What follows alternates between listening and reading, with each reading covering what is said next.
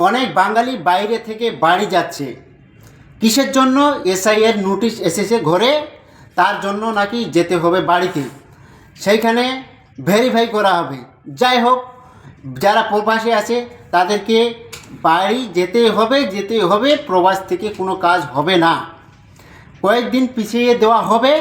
তবে ভিডিওর সঙ্গে কথাবার্তা বলে যদি তুমি চাও 10 দিন অথবা 15 দিন পিছিয়ে নিতে পারবে, কিন্তু তোমাকে আসতেই হবে ঘরে। আমি শুনতেছি এরকম কি। দিদি ঠিক আছে, আপনার কথা আমি মানলাম, কিন্তু আমার এই কাজ যেখানে আমি খাই দুমুঠো খাওয়ার, যেখান থেকে আমার ফ্যামিলি চলে, এই কাজটা যদি আমার ছুটে যায়, এর দায়িত্ব কে নেবে? ওই দায়িত্বটাও আপনাকে কিন্তু নিতে হবে। আপনি আমার নামে দিয়েছেন এসআইআর রিসিপ্ট দিয়েছেন, না যাই দিয়েছেন দেন, কিন্তু আমাকে কি যেতে হবে?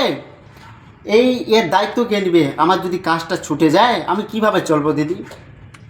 তাহলে আমাকে একটা কাজের ব্যবস্থা করে দিবেন, তাহলে আমি চলে যাব।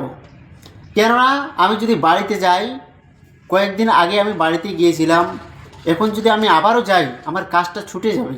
ভাবছেন? কাজটা ছুটে গেলে আর আমি এরকম কাজ পাবো না,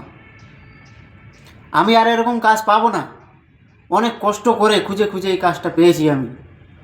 এখন এই কাজ যদি আমার ছুটে যায় দিদি, হয়তো আমি আর এরকম কাজ পাবো না। ছুটি দিতে চাচ্ছে না আমাকে, আমি কি করব?